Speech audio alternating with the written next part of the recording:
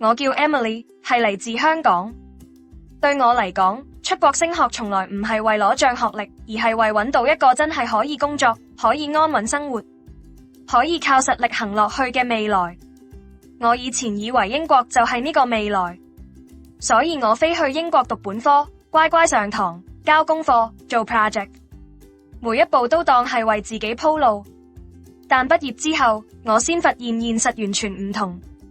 揾工唔係比實力，唔係比努力，而係公司肯唔肯幫你搞簽證。好多企業一聽到要擔保，連面試的機會都唔配俾你，唔係你唔夠好，係對佢哋嚟講太麻煩。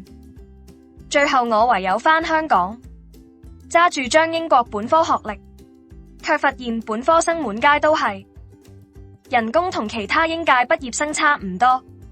呢一刻我明白，我唔係缺學歷，我缺嘅係一個真真正正可以留得低嘅未來。於是我決定再出國一次。呢一次我選擇咗加拿大讀碩士。嚟到加拿大之後，我第一次真係感覺到我可以靠實力喺呢度生活落去。朝早討論商業案例，夜晚趕 report 做 project， 去 career center 做 mock interview， 去 networking， 仲可以同教授傾 career path。呢種感覺係踏實嘅，我唔再係經簽證問題，而係一步一步準備自己嘅未來。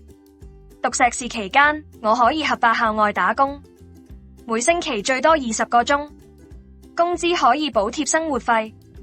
我真正體會到，我唔係嚟燒錢讀書，而係邊讀書邊累積加拿大嘅真實工作經驗。畢業之後，我攞到 PGWP 工簽，最長3年，換工自由，唔使抽簽，唔使公司擔保，仲完全冇配額限制。呢一刻，我真係感覺到，我終於攞返自己人生嘅主導權。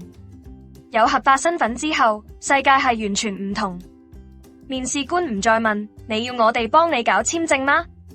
佢哋會問你可以帶嚟咩價值？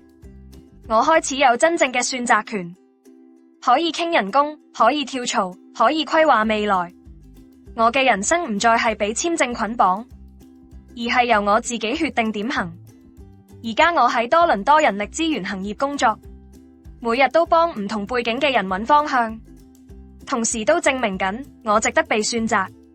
選擇加拿大讀碩士，唔係再讀多一次書，而係重新攞返決定未來嘅能力。我唔係嚟證明別人接唔接受我係嚟證明我值得有選擇權，亦都值得過更好嘅生活。